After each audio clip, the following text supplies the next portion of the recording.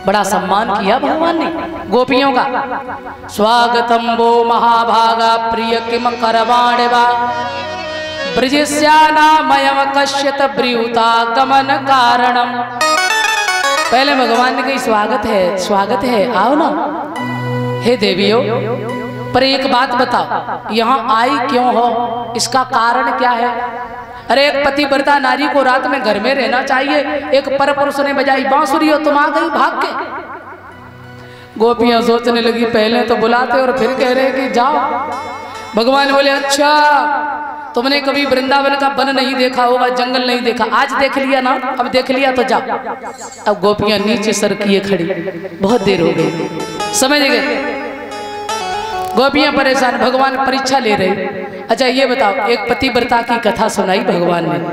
एक पतिव्रता नारी का पति हल चला के आता है और बड़ी धूप है और वो मैया अपने पति को लेके बैठी और उसने पंखा करना शुरू किया। पति को नींद आ गई, पति सो गए। जब पति सो गए तो वो दोनों ही बड़े ही धर्मात्मा थे, भगवान का भजन करते थे, घर में अग्नि कुंड था, हमेशा हवन किया करते थे। और उसका छोटा सा बालक वो खेलता खेलता अग्नि कुंड के पास पहुंचा। अब वो पतिव्रता जो है उसने देखा कि मेरा छोटा सा बालक अग्नि कुंड के पास पहुंच गया, अगर मैं पति की सेवा छोड़ रहे तो धर्म नष्ट हो रहा है और नहीं जा रहे तो बालक मर रहा है। उसने सोचा प्रभु जो तुम्हारी इच्छा हो, पर मैं पतिव्रता धर्म नहीं छोड़ेंगे। पति की सेवा करती रही, बालक कुंड में गिर पड़ा और जब पति जागे उसके बाद वो पत्नी खड़ी हुई, वो मैया खड़ी हुई और देखा जाकर तो अग्निदेव शांत और बच्चा खेल रहा है। ये पतिव्रता की भक्ति में शक्ति। भगवान बोले एक तुम पतिव्रता हो, हमने बजाई बांसुरी और आ गई। गोपियां बोल लाला ऐसी कहानियां हम बहुत जानते हैं, समझ रहे। हाँ एक कहानी सुनाई सुनो।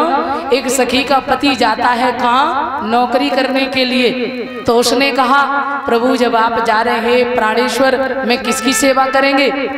तो पति ने कही देखो ऐसा है हम तो जा रहे हैं, अब तुम्हें नहीं चैन पड़ेगा, क्यों हम रोज प्रणाम करते, मैं पतिव्रता है किसको प्रणाम करेंगे? तो बोले ले जो फोटो रखो हमारी, जब तक हम न आए तब तक नहीं प्रणाम और इन्हीं की सेवा करना। पति चला गया, 1 वर्ष तक बिल्कुल विधि विधान से वो पत्नी सेवा करती रही। 1 वर्ष के बाद पति लौट के आए और भैया वो कुंडी लगाए कमरा में पति की सेवा कर रही। असली पति दरवाजे खड़े कुंडी खटकाए रहे, फोटो की पूजा कर रही। गोपियां बोली अब बताओ ऐसे समय उस पतिव्रता को क्या करना चाहिए? वो पति की वो फोटो की पूजा करे कि असली पति से मिले? भगवान कन्हैया मुस्कुरा के बोले अरे जब असली पति सामने तो फिर नकली की कहा जरूरत है, फिर फोटो की पूजा की कहा जरूरत है? तो गोपियां बोली फिर तो आपने ही अपने श्री मुख से निर्णय कर दिया गोविंद। वो मिट्टी के पुतले छोड़ के हम आ गए जो संसार के पति थे, लेकिन सारी दुनिया के सच में सब आत्माओं के पति तो आप ही है ना, हम आपकी शरण में आ गए हैं। भगवान बोले तुम जीती हम हारे। भगवान ने रास किया। रास करने के बाद में गोपियों को हो गया अभिमान, राधा को मान सो भगवान गोपियां छोड़ के गए।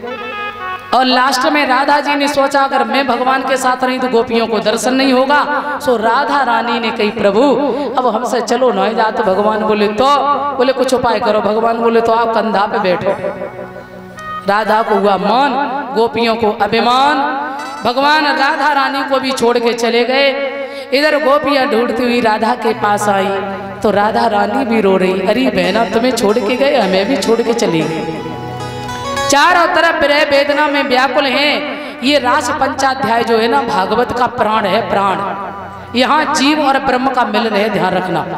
आज गोपियां ढूंढती हुई भगवान को गई, रोती हुई जा रही है, मेरे श्याम को तो नहीं देखा, मेरे कन्हैया को तो नहीं देखा। मुरली